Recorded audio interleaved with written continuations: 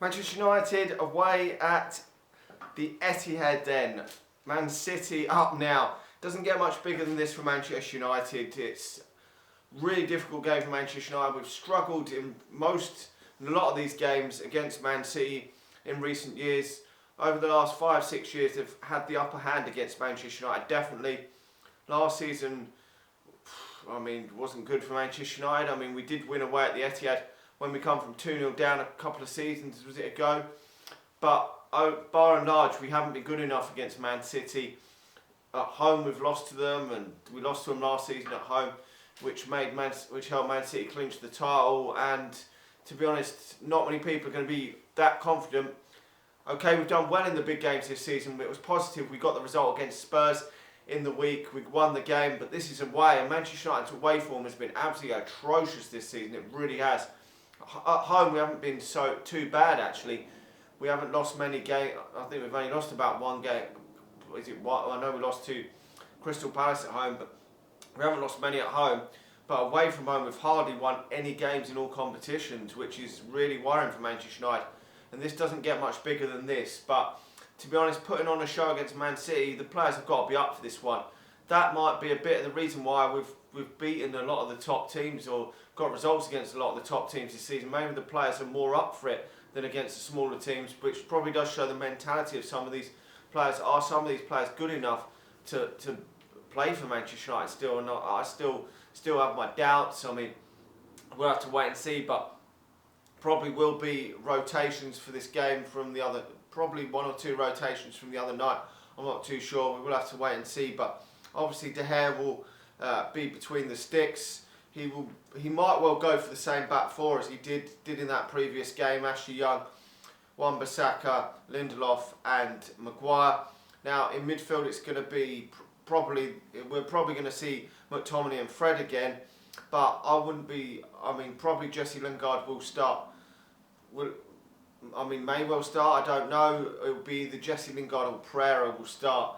To be honest, Pereira's been, by and large, most of the season been horseshit, absolute dog shit for Manchester United, and doesn't deserve to even really make the bench for Manchester United, in my opinion. But he seems to be in favour for Solskjaer, and I don't know, but I would probably sooner see Jesse Lingard in there if he's going to play him instead of Pereira, and then he's going to obviously go for the front three of Martial, Rashford and James, isn't he? I know he did come out in the press conference to say that he wasn't sure if Martial could play the whole game, may not be able to start. Well, if he's fit, then what is the problem? But to be honest, as I've said in previous videos, I don't think Martial's been good enough again. In games he drifts in and out of a game. You might see a few minutes spell, but by and large, there's been even a lot of games we've seen where he's been poor. He might be complete and utter dog shit one week and then have a great game the next week. Just far too inconsistent. And I'm not opposed to the fact that I feel that Mason Greenwood deserves a real run in the team. I don't think you can really learn a lot from a young player like that when they're playing maybe 10 minutes from the end in a Premier League game. Okay, he got about 70 odd minutes against Spurs, and I think it wasn't his best performance, but he was okay. He did have some chances to score in that game. He's always going to have chances to score because he did against Astana as well, and the keeper pulled off a good save in that game. But I just think that he deserves a run in the team now, sort of 4 or 5 games, just to see where we're at. If after them 4 or 5 games he's not really performed, then we could see Martial come back into the team. But I think Martial's had so many chances over the years and hasn't really nailed down that spot like Rashford. Rashford is nailing down a spot where he's consistently scoring at this moment in time, and Martial hasn't been doing that since he's come to Manchester United. His first season obviously being the best, but just hasn't hit the consistency that is needed at Manchester United.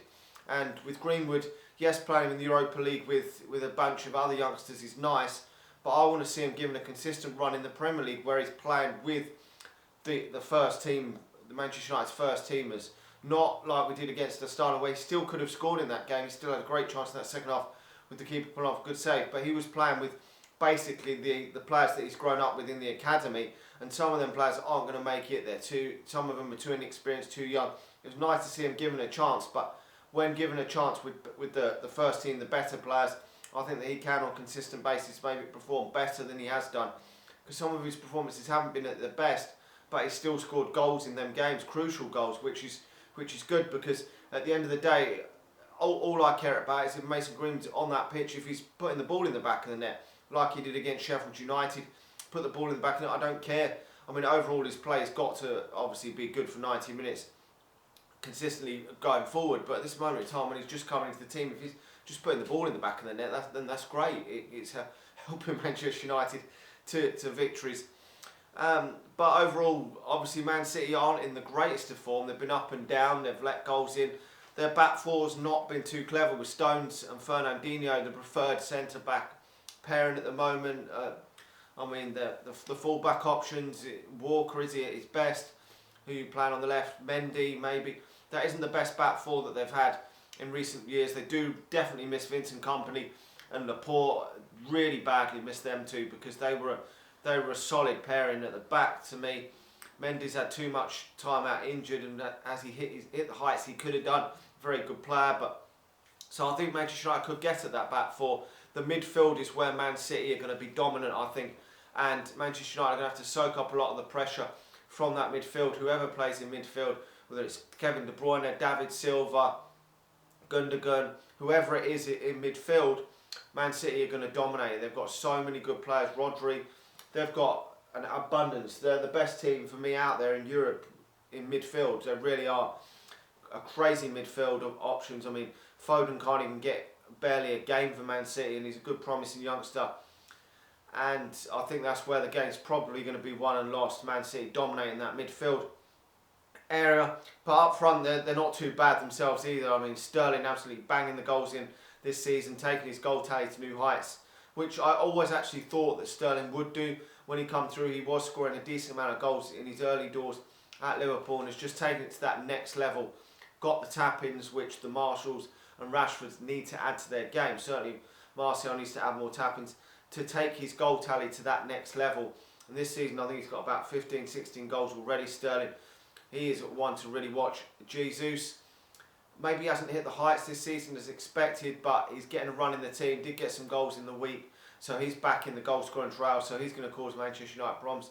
Will it be Riyad Mahrez up there as well? Will it be Bernardo Silva? Sometimes he plays Bernardo Silva up in an attacking wide area. He's a danger, he's a fantastic player.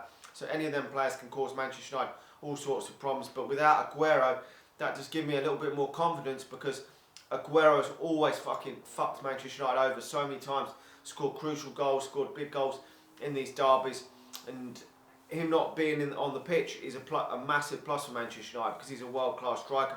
Although I think Manchester United are going to lose this game, I think it's going to be too hard to win there.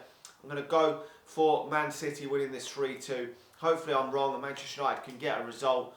To be honest, most Manchester United fans would probably take a 1-1 or 2-2 draw if you offered it to them now, but obviously we'd be ecstatic if we won this game, because it would really put Manchester United up near that sort of 5th, 6th, just outside that top 4 position. We would be sort of 6, 7, 8 or whatever it is points behind, whatever the gap is, but it would still leave Manchester. I think Manchester United roughly are a 5th, 6th place team. We're just not good enough to break into that top 4, and that's probably where Manchester United are at this moment in time. So that's where Manchester United should be looking to at least be finishing with this team. I'm not saying that's acceptable. We shouldn't be accepting that, but that's probably where this team is at this moment in time. So finishing 8th, 9th is just an absolute disaster. Would be an absolute disaster for Manchester United. If we could get to January, maybe around the 5th position, maybe 7, 8 points behind the top 4.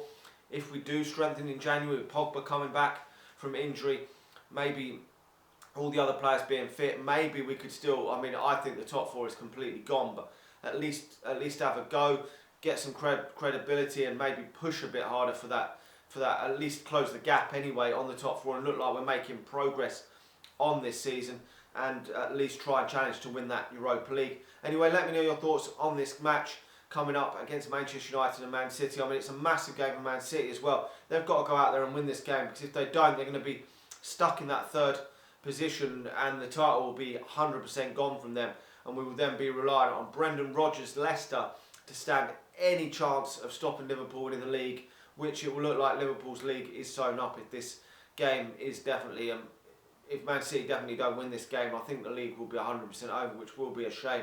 at this stage of the season. Anyway, let me know your thoughts, like the video, subscribe to the channel if you're new, and I'll talk to you all again soon. See ya.